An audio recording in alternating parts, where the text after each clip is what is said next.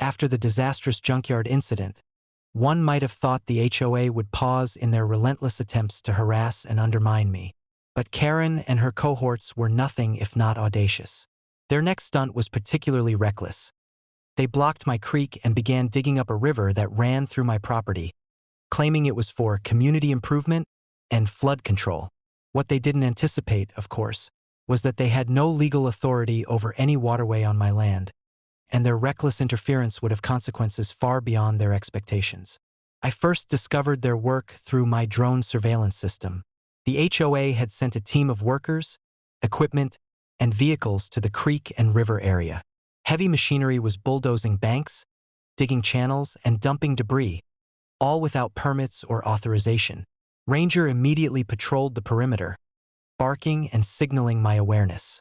I could see Karen directing operations, her smug demeanor completely oblivious to the fact that she was about to cause herself and her neighborhood a catastrophic problem. I knew immediate intervention was required, but I also recognized an opportunity for a lesson that combined legal enforcement, strategic leverage, and natural consequences. I coordinated with my legal team to document every action. Drones recorded the machinery, the operators, and the damage being done. Every bulldozer track, every displaced boulder, and every diverted water channel was captured in high-definition video, time-stamped and geotagged. Karen's attempts at justification were recorded in real time, making this a complete record of unlawful trespass and environmental damage. Next, I activated a series of controlled water release mechanisms I had installed upstream. These mechanisms allowed me to manage the flow and pressure of the creek while maintaining safety for wildlife and property. As the HOA continued to dig and block, I gradually increased the water flow, ensuring that any structural instability caused by their unauthorized work would naturally exacerbate their problems. The first signs were subtle: minor soil shifts, unexpected pooling of water, and minor flooding around the worksite. By mid-morning, the consequences became unavoidable. The excavated riverbanks began to erode under the pressure of the water, causing mudslides and destabilizing the equipment they had left in precarious positions. Vehicles bogged down in soft, waterlogged soil, and operators struggled to maintain control. Karen's confident demeanor rapidly dissolved into panic as she realized her plan was failing spectacularly. Drones captured her frantic attempts to salvage machinery while cursing under her breath. I approached the situation with measured authority, ensuring safety while enforcing consequences.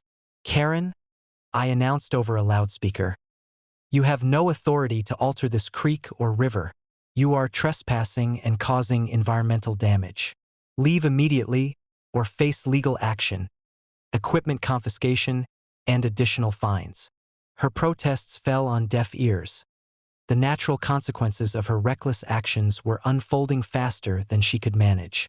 As the morning progressed, the water pressure increased slightly, causing minor slides along the banks. Several pieces of equipment were rendered inoperable, trapped in mud, while the altered channels diverted water back toward her neighborhood uncontrolled. Minor flooding that caused no permanent harm but delivered a powerful message. The HOA had inadvertently endangered their own homes due to the instability they had created upstream. Emergency measures prevented serious damage, but the warning was clear. Interference on my property carries consequences that extend far beyond the immediate trespass. Legal documentation was compiled throughout the day. Photographs, drone footage, operator statements, and environmental assessments were recorded, forming an irrefutable dossier of trespass, illegal work, and reckless endangerment. Karen and her HOA were fully aware that any claims of innocence or justification would be nullified by the evidence captured from start to finish. By evening, the creek and river were restored to their proper flow under my control. Ranger patrolled the area, monitoring for further intrusion, while drones hovered overhead.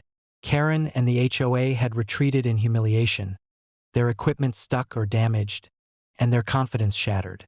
The message was permanent: audacity without authority, reckless interference, and ignorance of property rights lead to consequences far beyond mere inconvenience.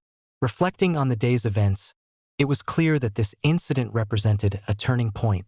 Karen's pattern of harassment, from lakeside trespass, stolen vehicles, dock incidents and broken gates to snake encounters, Carolina Reaper wings, and junkyard immobilizations, had culminated in yet another spectacular lesson.